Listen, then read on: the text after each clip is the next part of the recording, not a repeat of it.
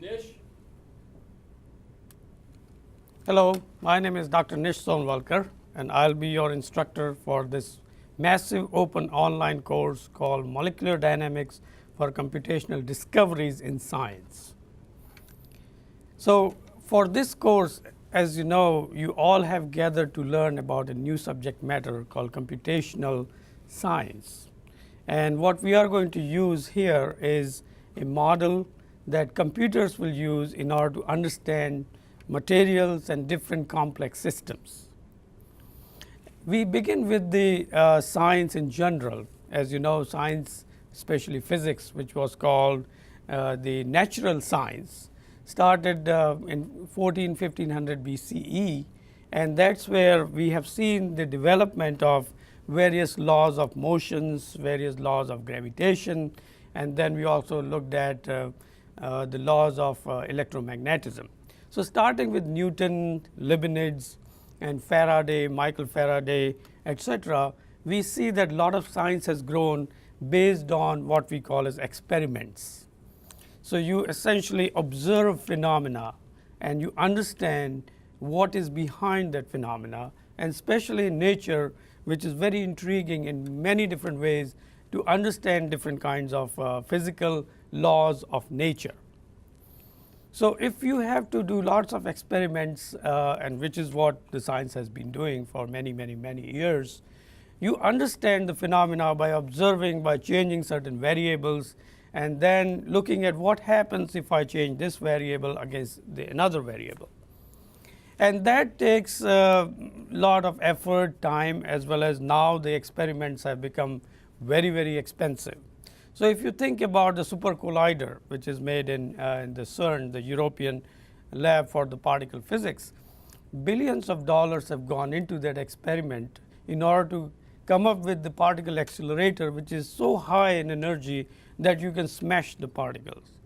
But those experiments, as you see, are very expensive. So, before you do experiments, you also have to understand the theory behind it. So, on one end we look at what we call as experiments, on other end we look at theory. So, what I will do in this session is take you through little bit of understanding of what are computational experiments, and give you some understanding about what are the scales in terms of length as well as the time, and then we will understand what those lengths mean in terms of when we connect from microscopic to macroscopic. So, we will go to very tiny scales, and then we will go to very high scales. And we are trying to do what is called multi-scale modeling. So, with these scales, which are very tiny scales to the power 10 to the power of minus 10, which is called angstrom, almost like atomic scale, to if you look at the scales of galaxies, which is almost 40 orders of magnitude between the two scales, we are going to see how we can go from micro scale and connect various scales so that we can understand the modeling of physical phenomena, which are complex phenomena. So, if you look at with this agenda, let's begin understanding what we mean by the emergence of computational science and engineering. So, as I said earlier, the science and the physics, chemistry, biology, that has grown out of a lot of experimentation. And then there have been theoreticians like Einstein that we know a lot about, who could imagine experiments in their mind, in their mind's eye, and then come up with equations that will describe those phenomena. So, most often theory is taking place in separation with the experiment, but at some point the theory has to be proven by the experiment. So, this is how the science works. You think about a phenomena, you want to know about it, you can conjure up a theory saying that okay, it may look like a linear progression with the distance and time, and then we look at that and say, well, let's do an experiment now and prove our theory which we have come up with. Sometimes experiment precedes the theory. So, you observed a phenomena, for example, a light is hitting a particular material. When it is scattered on the other side, you see a difference in the frequency. So, when you observe this phenomena, you say, aha, there is something that I am observing. Or think about the accidental experiments like X-ray or even microwave ovens that you use in your life.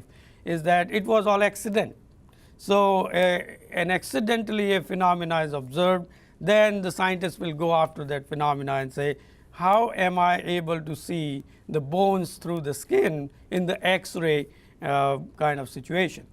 So, if you look at that, now we understand that the theory has to be understood about that experiment.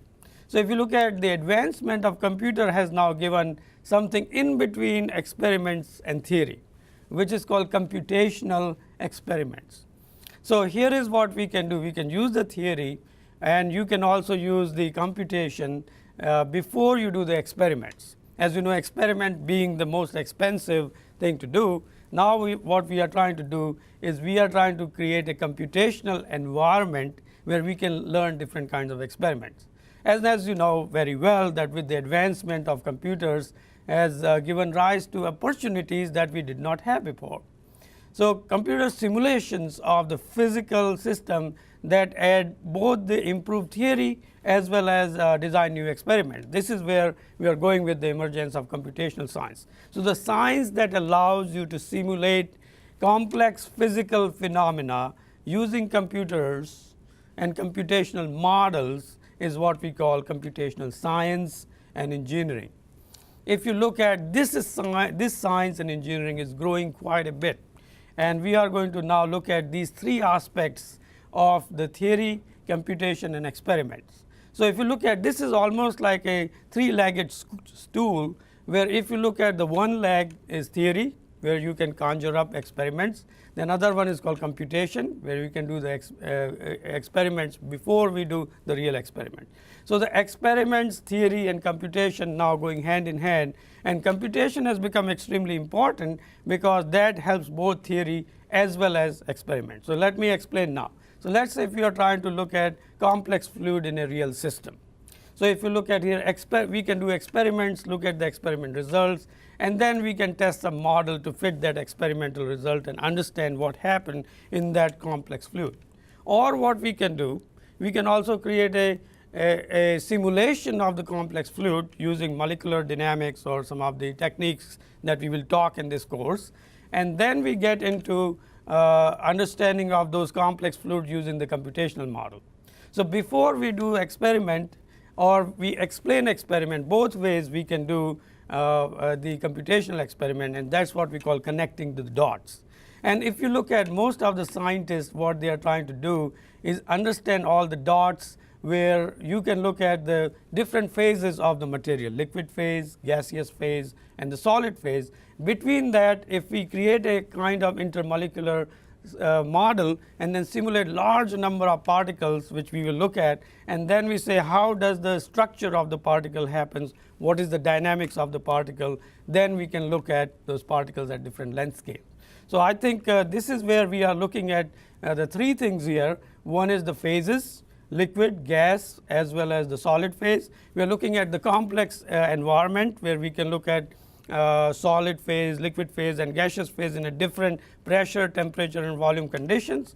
And then we are looking at not only the structure of the material, but we are also looking at the dynamics of material. So, I invite you now in this particular module to understand the computational science and engineering in the context of doing computational discoveries. So, molecular dynamics for computational discoveries is what we will learn in this course.